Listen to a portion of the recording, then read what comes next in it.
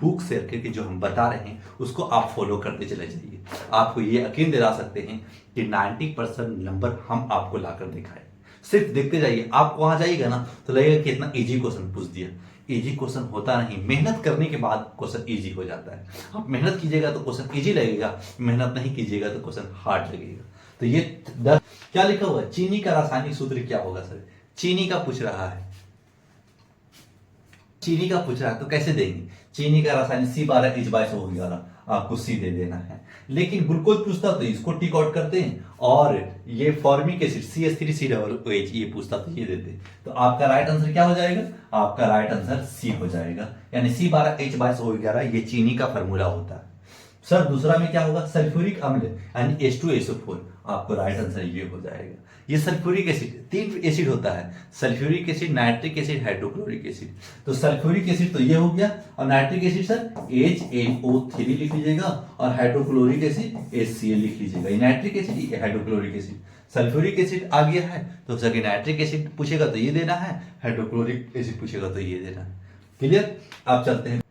हाँ, तो 4 का क्या हो जाएगा? नाइट्रोजन डाइऑक्साइड के धुएं का रंग होता है, नाइट्रोजन डाइऑक्साइड के धुआं का रंग कैसा होता है?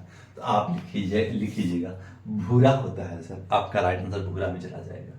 अब खड़िया रासायनिक सूत्र क्या होता है? खड़िया यानी चौक।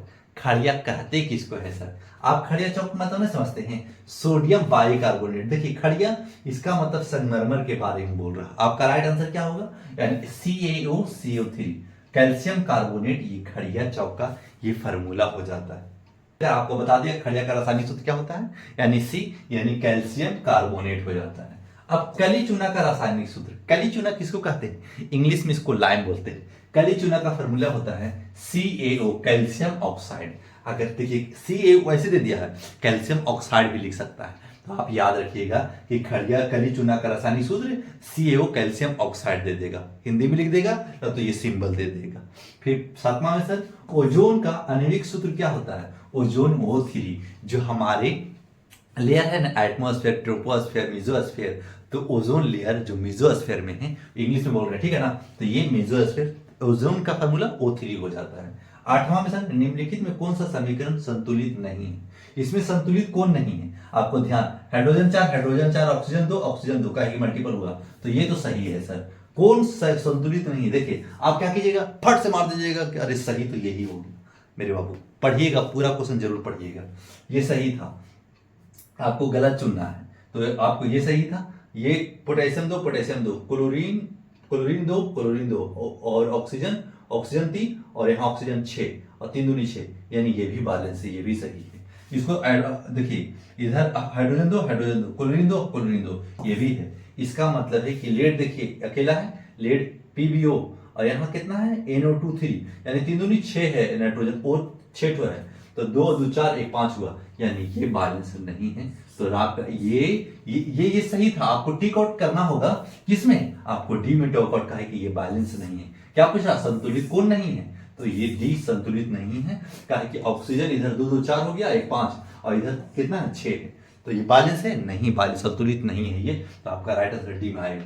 आप क्या कीजिएगा, अरे संतुलित वाला है, फट से मार दीजिए, मारिएगा नहीं, ध्यान से पढ़िएगा पहले। अब चलते हैं क्वेश्चन नंबर 9 में। निम्नलिखित में कौन सा समीकरण संतुलित है? अब इस संतुलित वाला आ गया है, तो देखिएगा मैग्नीशियम इधर अकेला, इधर अकेला, ऑक्सीजन 2 इधर ऑक्सीजन 2, ये नहीं, ठीक है। अब देखिए जिंक इधर अकेला, जिंक इधर अकेला, इधर ऑक्सीजन 4 इधर ऑक्सीजन 4, इधर सल्फर 1 इधर सल्फर 1, हाइड्रोजन 2 जिंक अकेला, यही बैलेंस है। आपका राइट आंसर आपको बी में चला जाएगा, है ना बैलेंस। अब देखिएगा सर बाकी कुछ हाइड्रोजन 2 इधर अकेला है, तो ये तो नहीं होगा, यानी ये नहीं होगा। देखिए आयरन 2, इधर आयरन कितना है? आयरन अकेला है तो आयरन अकेला है। क्लोरीन 2 है, इधर क्लोरीन 3 है, तो ये भी नहीं होगा। तो आपका राइट आंसर बी में चला जाएगा। क्लियर? अब चलते हैं 10वां में। ग्लूकोज का रासायनिक अभी ने बताया था C6H12O6 है कहीं, C6H12O6, हाँ सर है, ये हो जाएगा आपका राइट आंसर। ये 10 क्वेश्चन था, आपको यही 10 क्वेश्चन आपको मिलता रहेगा ना, आप एक मोस्ट हो जाइएगा। अपने माँ बाप का नाम रोशन जरूर कीजिए।